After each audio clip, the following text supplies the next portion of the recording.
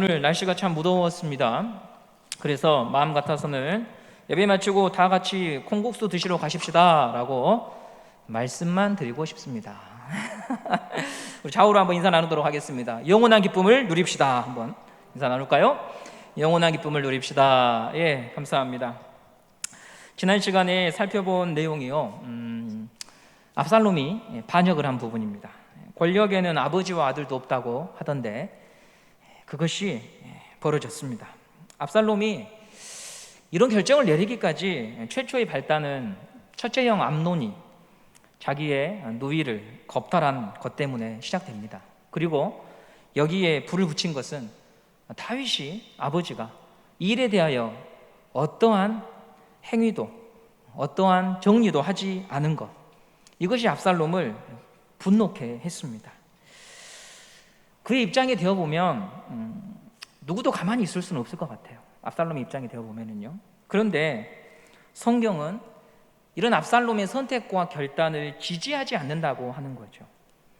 사무엘서 저자가 우리에게 보여주고 있는 관점은 뭐냐면 암논이나 압살롬이나 결국 똑같다는 거예요. 그럼 이것을 주의 깊게 보셔야 됩니다.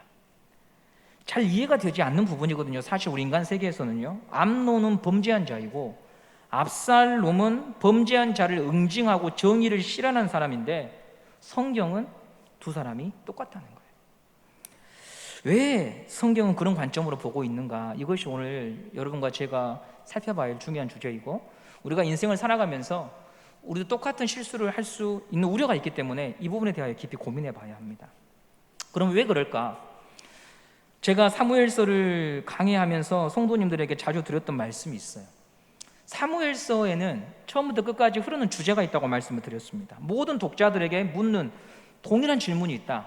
그 질문의 내용이 무엇인가 하면 당신의 왕은 누구입니까? 1장부터 마지막 장까지 모든 독자에게 던지는 사무엘서 저자의 질문은 이 책을 읽는 당신의 왕은 누굽니까? 라고 우리에게 묻는 거예요. 단지 이 사무엘서가 다윗처럼 살고 사울처럼 살지 말아라 이런 인간적인 교훈을 주기 위하여 기록된 것이 아니라 처음부터 끝까지 너의 왕은 누군데? 라고 묻고 있다는 거죠. 이 질문에 나의 왕은 하나님입니다, 나의 왕은 우리 주 예수 그리스도입니다 라고 답하는 사람들이 성도이고 그들의 모임이 교회입니다. 압살롬이 암논과 다르지 않았던 이유는 압살롬도 암논처럼 하나님의 왕되심을 제쳐놓고 인생을 진행했다는 거죠. 그는 여자를 겁탈하지 않았습니다. 그는 자기가 말하는 어떤 정의를 실현하려고 했습니다.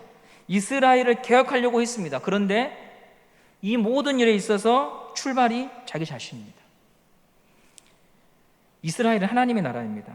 그러면 그 말은 무슨 말이냐면 하나님에게서 출발해야 됩니다. 하나님이 왕이시니까요. 하나님의 나라는 사람이 문제를 해결하고 정의를 실현하는 것이 아닙니다. 그보다 먼저 중요한 것이 있는데 하나님만이 문제를 해결해 주시는 분임을 알고 그분의 처분을 기다리고 하나님의 말씀을 기다리는 법을 배우는 자들의 나라가 하나님의 나라죠. 그러나 압살롬은 실패한 거예요. 암논은 정욕에 눈이 멀어 정욕에 끌려다녔고 압살롬은 자신이 생각한 이스라엘, 자신이 꿈꾸는 정의와 이스라엘에 빠져 엉뚱한 길로 간 것이죠. 명분이 화려하고 그럴듯해 보여도 결국 자기에서 출발한 것을 하나님의 나라라고 말하지 않습니다. 자기에서 출발한 정의는요, 선택적 정의예요. 자기와 관계된 것에 대해서는 정의를 부르짖지만 그렇지 못한 일에 대해서는 사람은요, 등을 돌리기 마련이죠. 성경이 말하는 정의를 실현할 수 없어요. 결국 하나님의 의도와 목적과는 다른 길로 갈 수밖에 없습니다. 신약으로 가면 이런 압살롬의 모습과 비슷한 사람이 있는데요, 그 장면을 한번 보도록 할 텐데요, 예수님께서 제자들에게 자신이 곧 죽을 것과 부활할 것에 대한 말씀을 3번 하십니다. 그 3번째 말씀하실 때 제자들이 보인 반응이 있는데요, 마태복음 16장으로 여러분 한번 가셔보시도록 하겠습니다. 마태복음 16장입니다. 마태복음 16장 21절, 22절 말씀을 함께 보시도록 하겠습니다. 마태복음 16장, 여러분이 잘 아시는 베드로의 신앙 고백이 담겨있는 본문이 16장이죠. 16장 21절, 22절입니다. 시작.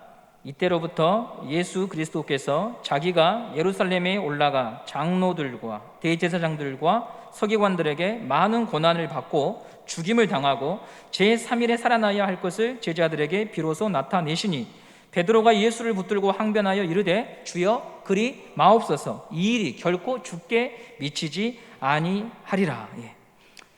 예수님께서 잃어버린 하나님 나라를 다시 세우기 위해 오셨거든요. 그 나라를 세우는 근간은 아버지의 뜻이 이루어지는 나라죠. 그래서 예수님은 그 하나님의 뜻을 쫓아서 제자들에게 나 죽는다, 나 십자가에서 죽고 부활하고 이것을 통하여 하나님의 나라를 이룰 것이다 라고 오늘 제자들에게 세 번째 이야기를 하십니다. 그런데 베드로가 반박하거든요. 베드로가 생각한 하나님 나라는 달랐기 때문이죠. 어쩌면 이 베드로가 생각하는 하나님의 나라는 요즘 많은 교회와 또 많은 신자들이 생각하는 나라하고 비슷해요. 강력한 힘으로 정상의 위치를 점해서 모두를 고개 숙이도록 만드는 나라, 그게 하나님 나라라고 생각한 거죠. 이런 사상은 베드로만이 아니라 매 시대마다 있었던 인간적인 마음이었습니다. 예를 들면 우리 동네에 예수를 믿지 않은 자녀들보다 예수를 믿는 내 자녀가 명문 대학에 들어갈 때 믿음에 승리했다고 생각합니다. 어떻게든 큰 평수의 집을 구입해서 거주해야 그 가정이 복받은 가정이라고 생각을 합니다. 넉넉할 정도의 부가 있고 또한 재력이 있을 때 그가 복받은 사람이라고 여긴다는 거죠. 이게 베드로가 꿈꾸는 나라의 속성들입니다. 그래서 베드로는 예수님이 하신 말씀을 받아들일 수 없었어요. 메시아가 죽어? 메시아가 무릎을 꿇어? 메시아가 수치를 당한다고? 그게 뭐야? 그럴 순 없지 하며 예수님을 향하여 항변하고 꾸짖었던 것입니다. 만일 하나님의 나라가 베드로가 생각한 정도의 나라라고 해봅시다. 그렇다면요, 지금도 믿음 때문에 손해보고 고통받고 살아가는 성도들은 실패한 사람들이 됩니다. 이해할 수 없는 고통 속에서 하나님을 바라보고 의지하는 사람들이요, 교회에 와도 들어설 자리가 없어요. 불치병, 장애로 고통받는 사람들, 평생 동안 열심히 땀 흘려 일했지만 자기 집 한 칸 마련하기도 어려워서 허덕이며 살아가는 사람들은요, 교회로 들어올 수가 없어요. 일전에 저희가 대예배 시간에 목사님이 말씀해 주셨던 이지선 자매, 한동대에 지금 교수로 재직 중인, 온몸에 화상을 입고 평생 동안 수술을 계속해야 되는 이런 여인은요, 하나님 나라에서 복받은 여인일 수가 없는 거죠. 왜냐하면 하나님이 살아계시면 그 여자를 그 화상에서, 화재에서 건져내셔서 하나도 타지 않도록 해야 되는 것이 우리가 생각하는 신앙인데 그게 아니잖아요. 그게 아니잖아요. 하나님 나라는 강함을 숭배하고 정상을 점령하는 나라가 아니라는 거예요. 군림하는 나라가 아니에요. 번번이 직분자 선거하면 떨어지는 사람이 있다고 합시다. 여러분, 그 사람은 하나님이 버린 사람일까요? 믿음이 없는 사람일까요? 아니라는 거죠. 그건 모르는 거예요. 하나님은 그것으로 우리의 믿음을 평가하지 않아요. 예수님의 말씀을 되씹어 보기만 해도 알 수 있어요. 인자가 온 것은, 내가 온 것은 섬김을 받으려 하는 것이 아니고 섬기려 하고 많은 사람을 위하여 내 목숨을 대속물로 주려고 왔단다. 누구든지 자기를 높이는 자는 낮아지고 누구든지 자기를 낮추는 자는 높아지는 나라가 내 나라니라. 이 세상에 추구하고 자랑하고 확신하는 나라의 성격과 틀리죠. 베드로가 생각하는 나라가 아닙니다. 우리가 사는 세상은 돈이 하나님입니다. 성공이 하나님입니다. 이런 믿음과 신앙이요, 우리의 모든 대화 속에 사실은요 깔려 있고요, 이것 때문에 참 삶이요 비정해지고 있습니다. 얼마 전에 구하라라고 하는 여자 연예인이 스스로 목숨을 끊었습니다. 그런데 이 딸을 버리고 도망간 어머니가 갑자기 나타나서 딸이 벌어놓은 재산에 대한 권리를 주장했습니다. 내가 상속자다. 딸이 죽어서 불쌍해서 나타난 것이 아니고, 내가 너를 끝까지 돌봤어야 됐는데 너를 그렇게 돌보지 못해서 미안하다, 이게 아니라 그 딸이 벌어놓고 간 돈이 탐이 나서 나타나 소송을 제기하는 세상. 상식과 인간의 도리보다 돈이 최고라는 생각 때문에 이 세상이 점점 비정해지고 있어요. 이렇게 비뚤어지고 깨져버린 시대를 돌릴 수 있는 힘이 더 많은 돈이라고 종교가 말한다면 그 종교는 사기죠. 이런 비정한 시대를 돌려놓기 위하여 우리 주님이 오신 이유는 너희들에게 내가 더 큰 힘을 줄게, 내가 너희들에게 금과 은을 더 부어줄 테니까 이 세상을 한번 지배해봐라고 하신 것이 아니라 내가 죽을 테니, 내가 너희들의 죄를 위하여 죽을 테니 그 길을 따라와. 그것만이 이 세상을 다시 회복할 수 있는, 하나님의 잃어버린 형상을 회복할 수 있는 방법이란다. 거기에 영생이 있단다 라고 말씀하시면서 이 땅에 세워놓은 것이 교회라고 하는 것이죠. 그런데 베드로는 이런 차원에서 예수님을 생각하지 못하죠. 예수님의 십자가를 받아들이지 못하고 자기 자신을 고집하고 끝까지 주장하고 있는 거예요. 그래서 예수님은 16장 23절에서 이렇게 말합니다. 16장 23절 말씀 보겠습니다. 함께 읽어볼까요? 시작. 예수께서 돌이키시며 베드로에게 이르시되 사탄아 내 뒤로 물러가라. 너는 나를 넘어지게 하는 자로다. 너가 하나님의 일을 생각지 아니하고 도리어 사람의 일을 생각하는도다. 베드로를 꾸짖죠. 사단이라고 불러요. 참 충격적인 구절 아닙니까? 사랑하는 제자를 향해서 사단이라고 하실 만큼 예수님을 분노케 한 그것이 뭘까요? 베드로의 말하는 태도가 불손해서 예수님께 대드니까? 아니죠.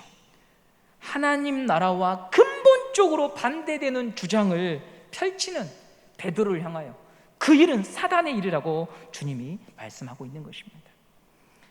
하나님의 뜻이 실현되고 성취되는 나라가 아니라 내가 생각한 정의, 내가 고집하는 꿈과 야망을 실현하기 위하여 하나님의 이름을 사용하는 것, 그것에서 네 자신이 물러가야 된다라고 주님은 말씀하고 계십니다. 하나님 나라의 본질은 하나님에게서, 말씀에서 출발되는 나라이고 그 말씀이 성취되는 나라인 줄 믿습니다. 그리고 그것은 십자가로만 보여지는 것이죠. 사람들은 이 방식 안 좋아합니다. 안 좋아요. 왜냐하면요, 나약해 보이거든요. 말씀대로 사는 것, 말씀에 순종해서 사는 것, 현실을 바꾸는데 도움이 되지 않는 것처럼 보입니다. 이런 불신이 교회 밖에만 있는 게 아니라 교회 안에도 있어요. 네, 있어요. 아니 맨날 말씀 기도 그렇게 해가지고 어떻게 교회를 세웁니까? 이런 말들 한단 말이죠. 믿음의 세계, 영적인 세계를요 밖에 있는 사람들이 부정하는 게 아니라 안에서 부정을 해요. 이게 우리 시대예요. 아니 목사님 기도만 한다고 됩니까? 말씀만 보고 말씀만 순종한다고 됩니까? 그렇게 말한다는 거죠. 저는 한 가지는 동의합니다. 말씀과 기도가 복잡한 현실을 못 바꿉니다. 그 말은 맞아요. 그럼 왜 피곤한 새벽에 기도하고 심야에 기도하고 수시로 기도하라고 말합니까? 왜 말씀을 읽으라고 하고 말씀에 순종하라고 말합니까? 말씀을 쓰라고 말합니까? 이유가 있어요. 약속한 말씀을 교회에게 주신 하나님, 기도를 들으신 하나님이 바꾸기 때문에 그런 거예요. 나의 종교 행위, 내가 1년에 성경 몇 독했다, 몇 번 필사했다, 내가 종교 의식에 몇 번 참여했다, 이게 세상을 바꾸는 게 아니라, 인생을 바꾸는 게 아니라, 그런 나의 부족한 예배를 받으신 하나님, 그런 나의 못난 기도를 들으신 하나님, 자신이 66권 성경을 통해서 말씀하신 것을 지키시는 그 하나님이 여전히 살아계셔서 인생을 고치고 세상을 고치고 우리를 고쳐주시기 때문에 말씀 보자, 기도하자, 이 말 하는 거예요. 그분이 여전히 이 세계의 왕이시고 미련해 보이고 성과가 없어 보이는 인생들을 말씀과 기도를 통해 만나주시고 이끌어주시기 때문에 예배드리자, 이 말입니다. 우리가 무엇을 하든 중요한 것은 하나님을 의지하고 믿고 신뢰하는 백성이 되는 것입니다. 비록 당장 하나님의 도우심이 보이지 않는다고 하여도 결국은 하나님이 되돌리신다고 하는 것을 여러분 잊지 마세요. 은성교회가 50년이 넘었죠? 그동안 이 교회를 지키기 위해 많은 성도들이 수고하고 헌신하고 경제적으로 뒷받침하고 인생의 소중한 시간을 이 교회를 세우기 위해 드렸습니다. 그런데 이 모든 것보다 근본적인 것은 자기 교회를 돌보시는 하나님의 은혜가 있기에 우리가 여기 있는 거 아닙니까? 리더십이 있고 똑똑한 사람들이 일한다고 해도 결국 과거의 일이 됩니다. 기억 속에 묻히고 맙니다. 새로워 보였던 것도 헛것이 되고 맙니다. 하나님의 교회는 하나님의 도움과 은혜로 서 있는 것입니다.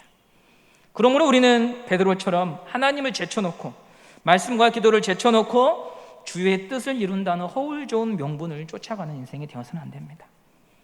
언제나 하나님으로 시작해서 하나님의 말씀을 통하여 그 말씀으로 쫓아가는 인생이 돼야 복이 있는 백성인 줄 믿습니다. 내가 이곳에 서 있는 이유가 주님 때문인가 물어야 합니다. 김선웅이 여기서 설교하는 이유가 주님 때문이 되지 않으면 하나님이 슬퍼하십니다.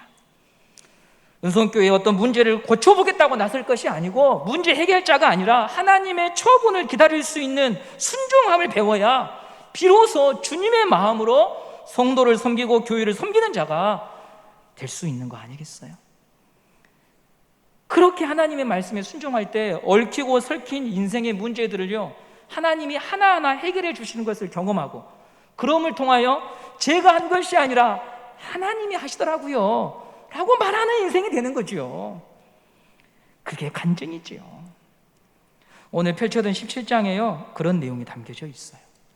벼랑 끝까지 밀려난 다윗, 그런 날 무엇을 의지하고 바라보아야 하는가? 오늘 17장이 그것을 보여줘요.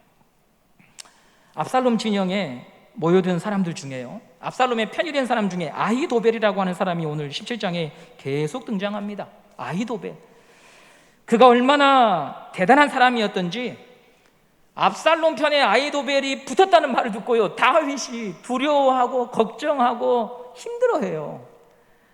그에 대한 성경의 평가를 보겠습니다. 사무엘하 16장 23절입니다. 사무엘하 16장 23절 시작. 그때에 아히도벨이 베푸는 계략은 사람이 하나님께 물어서 받은 말씀과 같은 것이라. 와, 대단한 평가죠. 아히도벨 입에서 나오는 말은요, 그냥 사람의 말이 아니라는 거예요. 하나님이 주신 말을 아히도벨이 한다는 거예요.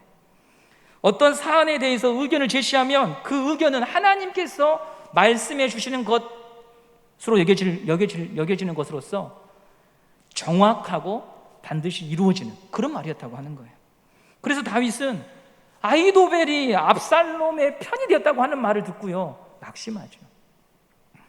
아히도벨은 원래 다윗의 참모입니다. 사무엘하 15장 12절 말씀 한번 보도록 하겠습니다. 사무엘하 15장 12절입니다. 시작. 제사 드릴 때에 압살롬이 사람을 보내 다윗의 모사 길롯 사람 아히도벨을 이라고 나오죠. 예. 압살롬이 아히도벨을 모셔오는데 그 아히도벨을 수식하는 단어가 보세요. 뭐라고 나와 있어요? 다윗의 모사, 참모, 지략가, 그를 압살롬이 땡겨옵니다. 아히도벨은 다윗의 최측근이었어요. 이 정도 지혜를 가지고 있으면 다윗이 어떤 사안에 대해서 항상 물었을 거예요. 당신의 생각을 말해보세요. 다윗의 국정 운영을 도와서 진언을 하고 의견을 개진했던 최고 비서실장입니다. 그런데 지금 압살롬의 반역에 큰 힘을 보탭니다. 과거에는 서로에게 좋은 벗이었고 인생의 힘겨운 날 위로가 되고 어깨를 빌려주던 사이였는데 지금은 적이에요. 궁금하잖아요, 한 가지가. 왜 아히도벨은 다윗을 배신하고 저 반역자 압살롬한테 갔을까? 그렇게 지혜가 뛰어난 사람이 도대체 왜 이런 길에 있는 것일까? 궁금해요. 성경에는요, 그 이유가 자세히 나타나 있지 않지만 성경 자체의 증거만을 가지고 한 가지 단서를 찾을 수가 있습니다. 그게 뭐냐면 바로 밧세바인데요, 우리 사무엘하 11장 3절 말씀에 밧세바가 누구의 딸인가를 한번 보시기 바랍니다. 사무엘하 11장 3절입니다. 사무엘하 11장 3절 시작. 다윗이 사람을 보내 목욕하던 그 여인을 알아보게 하였더니 그가 아뢰되 그는 엘리암의 딸이요 햇사람 우리아의 아내 밧세바가 아니니까. 밧세바의 아버지 성함이 뭐냐면 엘리암입니다. 엘리암. 다윗이 밧세바가 목욕하던 날 가서 저 여자가 누군지 한번 신원을 파악해 오라고 하니까 신하들이 와서 보고한 내용이 방금 읽은 말씀이에요. 엘리암의 딸이랍니다. 사무엘하 23장 34절 말씀 보겠습니다. 사무엘하 23장 34절입니다. 시작.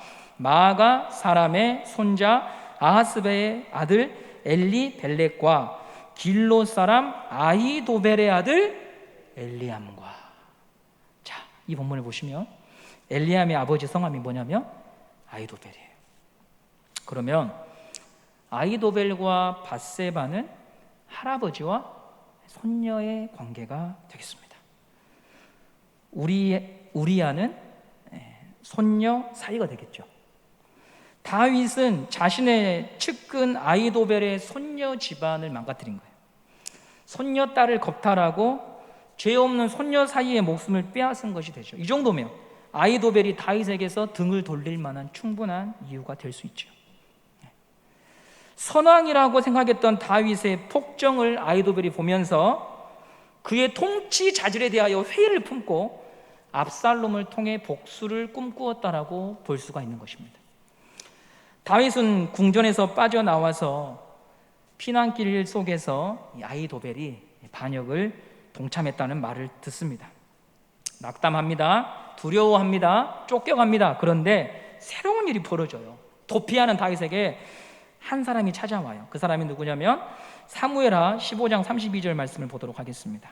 사무엘하 15장 32절입니다. 시작. 다윗이 하나님을 경배하는 마루턱에 이를 때에 아렉 사람 후세가 옷을 찢고 흙을 머리에 덮어쓰고 다윗을 맞으러 온지라. 아히도벨이 압살롬에게 편이 되었다라고 하는 말을 듣고 나서 바로 그 다음 구절에 이 구절이 있습니다.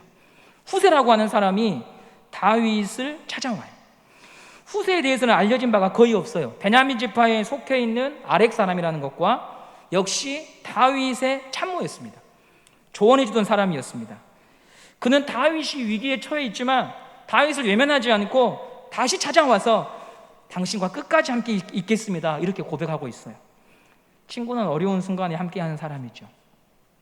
다윗과 운명을 함께할 것을 다짐해요. 그러자 다윗이 후세에게 부탁을 합니다. 후세야, 나를 쫓아오지 말고 너 예루살렘으로 돌아가서 아히도벨의 이 모략을 네가 좀 막아주라, 이렇게 얘기를 합니다. 사실 아히도벨과 후세는 맞수가 안 돼요. 아히도벨의 레벨이 월등히 높거든요. 후세는 그저 평범하고 충성스러운 사람입니다. 비상한 머리를 가진 사람은 아니에요. 요즘 대권 주자들 여론조사 결과 발표가 계속되던데요. 아마도 아히도벨과 후세를 여론조사하면 무조건 밀려요. 그런데 이 후세가 다윗의 말을 듣고 갑니다. 예루살렘으로 돌아가요. 그리고 압살롬한테 투항하거든요. 그리고 나서 그 보좌진을 구성하게 되는데 신기한 일이 벌어져요.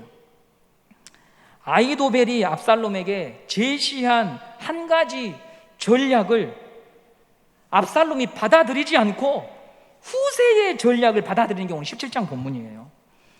아히도벨이 말한 이 묘안은요, 다윗을 일시에 전부 다 정리해버릴 수 있는 아주 강력한 묘안이었어요.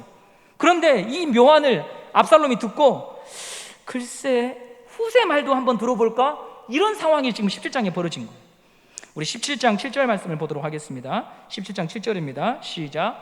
후세가 압살롬에게 이르되 이번에는 아히도벨이 베푼 계략이 좋지 아니하니이다 하고 14절입니다. 14절 보겠습니다. 압살롬과 온 이스라엘 사람들이 이르되 아렉 사람 후세의 계략은 아히도벨의 계략보다 낫다 하니 이는 여호와께서 압살롬에게 화를 내리려 하사 아히도벨의 좋은 계략을 물리치라고 명령하셨음이더라. 반전이 일어나죠. 너무 놀라운 장면이에요. 아히멜렉이 제시한 전략이 현재의 상황에서 무릎을 탁 치게 하는 방법인데 압살롬의 마음을 움직인 것은 후세였어요. 압살롬만이 아니라 그 주변에 있는 모든 사람들이 이번에는 후세가 더 맞는 것 같은데 라고 고개를 끄덕여버려요. 신기한 상황이죠. 단추 하나만 누르면 모든 게 정리되는데 판이 뒤집어졌습니다. 이런 상황이 벌어진 이유가 뭡니까? 후세가 아히도벨보다 총명해서가 아니고 말을 잘해서가 아니고 방금 보신 말씀에 하나님이 개입하셨다 기록하잖아요. 하나님이 개입하셨다. 하나님이 압살롬과 사람들의 마음을 어둡게 하셔요. 이길 수 있는 길인데 보지 못하게 하셔요. 가려버리셔요. 여러분, 오늘 주제가 도망치는 인생일지라도 라고 정해봤어요. 내 모습이 다윗처럼 쫓기고 맞서 싸우기에는 가진 것도 없고 배짱도 없는 형편일 수 있어요. 억울하고 언제나 이 고난이 끝날지 알 수 없어요. 나는 안 되는구나, 나는 아무도 없구나, 그런 생각이 밀려올 수 있어요. 그런데 잊지 마십시오. 그 모든 게 사실일 수 있지만 여러분이 여러분 자신을 보면서 생각하는 그 모든 게 사실일 수 있습니다. 능력도 안 되고 사람도 없고 체력도 없고 백도 없고 곤란하고 다 사실일 수 있습니다. 그런데 한 가지를 기억하셔야 돼요. 하나님은 여전히 움직이고 계신다. 자기 백성을 돌보신다. 이걸 보라는 거죠. 나는 느낄 수 없고 알 수 없지만 도망치고 쫓기는 내 삶에 찾아오셔서 뒤에서 일하시고 역사하시는 하나님이 내 인생을 여전히 놓지 않고 계신다고 하는 거예요. 우리는 막막한 나를 만날 때마다 다시 돌아가야 돼요. 원점으로. 왕이신 하나님 나를 불쌍히 여겨주십시오. 기도의 자리로 나와야 돼요. 거기서 하나님의 긍휼을 구하고 하나님의 도움을 구하고 하나님의 처분을 기다리며 주님이 아니며 해결할 수가 없습니다 라고 간구할 때 하나님이 그들의 편이 되어 주신다고 하는 거예요. 그러면서 여러분들이 할 수 있는 걸 하십시오. 다 손 놓아 버리지 말고, 그런 처지에서 여러분 다윗이 후세를 보내잖아요. 시시각각 소식을 들으면서 전략을 분석하잖아요. 손 놓아버리지 마시고 여러분이 할 수 있는 것을 하시란 말입니다. 그럴 때 하나님이 역사하시는 거예요. 내가 할 수 있는 것을 하면서 하나님의 자비와 긍휼을 구하십시오. 어려운 현실에서 도망치고 계십니까? 쫓기고 계십니까? 비정한 현실이 우리를 짓누릅니까? 그럼에도 여러분 기억하십시오. 이 모든 상황이 주님의 손에 있다고 하는 것을 믿으시고 주의 이름을 부르시기를 바랍니다. 주님의 도움을 구하시기를 바랍니다. 그러면 하나님께서 때가 되면 반드시 풀어주실 것입니다. 하나님의 관점과 조명이 예루살렘을 차지한 압살롬에게 있지 아니하고 하나님의 관심과 조명이 어디에 있습니까? 다윗에게 있습니다. 다윗에게 있습니다. 그게 하나님의 마음인 것입니다. 지금 우리가 우리의 인생이 초라하다 여기서 끝내지 마십시오. 하나님의 관심은 그 하나님의 말씀에 순종하고 그 하나님의 말씀을 들으려 하고 하나님이 왕임을 고백하는 그 자의 인생 가운데 개입하시고 함께 하셔서 그를 놓지 아니하시고 그를 때가 되면 풀어주시고 그를 회복시켜 주시는 것이 우리 하나님 아버지이신 줄 여러분 믿으시기를 바랍니다. 그러므로 여러분 인생을 포기하지 마십시오. 포기하지 마십시오. 끝내지 마십시오. 하나님이 아직 살아 계십니다. 아직 살아 계십니다. 이게 여러분의 오늘 소망이 되시기를 간절히 소원합니다.